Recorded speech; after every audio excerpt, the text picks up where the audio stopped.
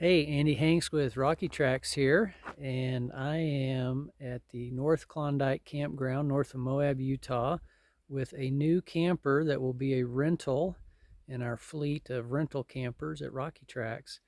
So this is my shakedown run with the camper, and I thought I'd make a little tutorial video to show you what's included with the camper, as well as kind of make it a combo. So we'll do a setup video and show you what's available on this camper.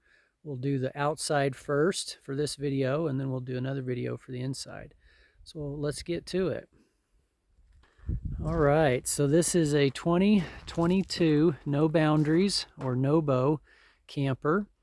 It was on closeout, so even though it's a 22 model, it's brand new, never been used. So I'm really excited for this to be in our fleet. It's a 20-foot camper, and it weighs 4,000 pounds dry and 5,000 pounds fully loaded.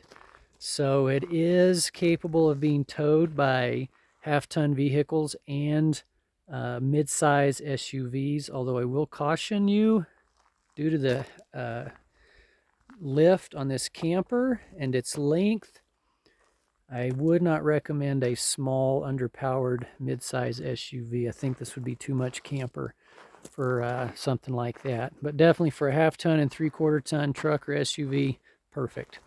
All right, so let's just start here at the front. Again, this is a video about its features as well as setup. So when you get to your campground, the first thing you want to do is level the camper, and we'll show you the leveling blocks here in a minute. But once you have the camper leveled and you have the wheels secured with the wheel blocks that keep the camper from rolling, like those two yellow ones right there, once it's securely leveled and set in place with the wheel chocks so it can't roll away, you will lift the camper up off the hitch.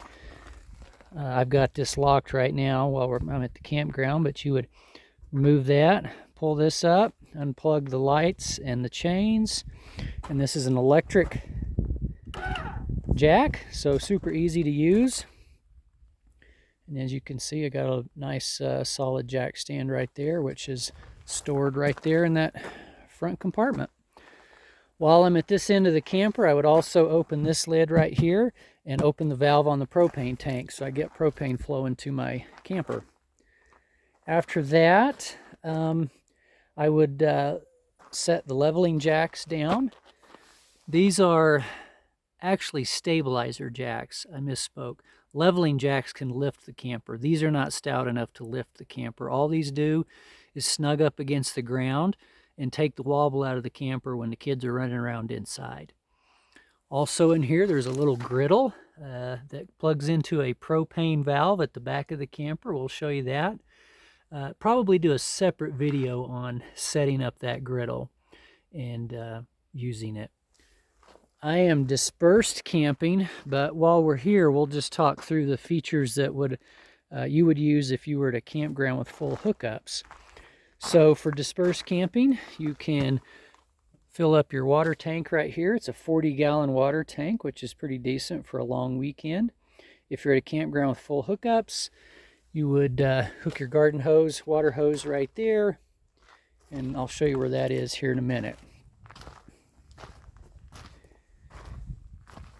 Here you have your cable and satellite, as well as this is your 30-amp RV plug.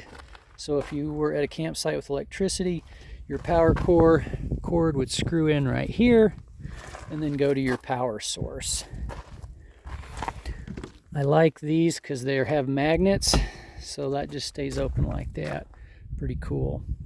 Now down inside here is where I keep most of my things that I will need for the camping. Again, if you were at a campground with electric hookup, here's your power cable that you would hook to the camper. If you were out here with a generator, that gas can's empty, but it's available to you if you need to carry extra gas for your generator, which I also rent generators if you need one.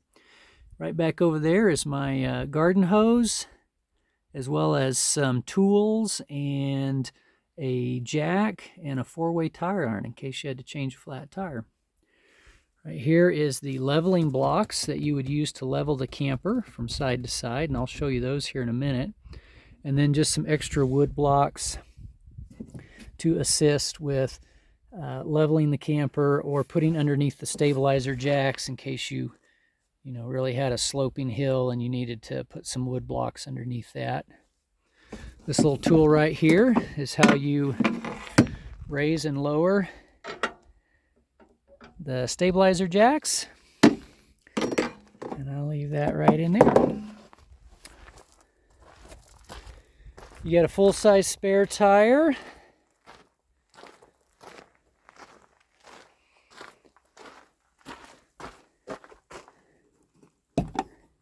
This is a little hookup for an outdoor shower. The outdoor shower cord and spray nozzle was in that other cargo compartment that we were just at. So here are the red leveling blocks. And so how this works is this side of the camper is what needed to come up. And so I put this block right here in front of my tire and I drove up on it. And so you can go from 1 inch all the way up to 4 inches of lift. That wasn't quite enough for me to get the camper level. So I backed away from the block and I put some 2x4s underneath this block. And then I pulled forward again, and that gave me about 5 inches of lift on this side of the camper, which is what I needed. And then I secured the back side of the tire with another tire chock.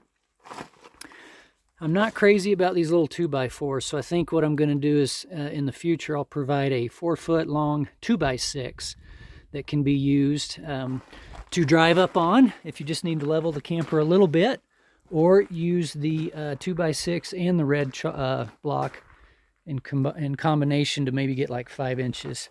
Anything more than that and you're probably in the wrong campsite. That's too far to lift a camper this size, in my opinion. Over here we have the other side of the storage compartment. If I wasn't using the red leveling blocks, I'd make sure these were in front and behind the tire on this side. Also in the storage compartment, I roll up this carpet. That goes in there, as well as 4 camp chairs and that little camp table all go right in there. So right now I've got the awning partially out. I don't need it today because it's not very sunny, but I did want to at least bring it out a little bit to show it. Definitely the thing to worry about here and be aware of is these awnings are very flimsy, and it does not take any kind of a wind gust to mangle these things, and they're very expensive. Even your renter's insurance might not cover it. So I always caution folks, if it's windy at all, don't bring this out. And if you do bring it out, make sure that when you go for a hike or you drive into town or you go to bed at night, always put this thing away. Don't ever leave it out, because especially here in western Colorado, eastern Utah, the wind can get ferocious.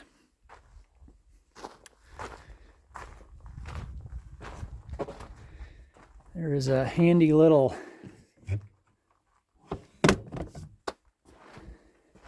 rail to help you up the steps.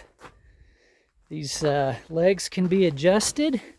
There's a lever right behind here to bring those in and out, to adjust those steps where you need them.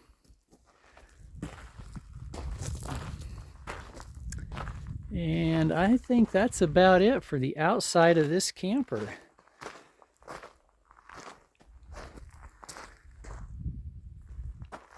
All right, I think I covered most everything on the outside of this camper.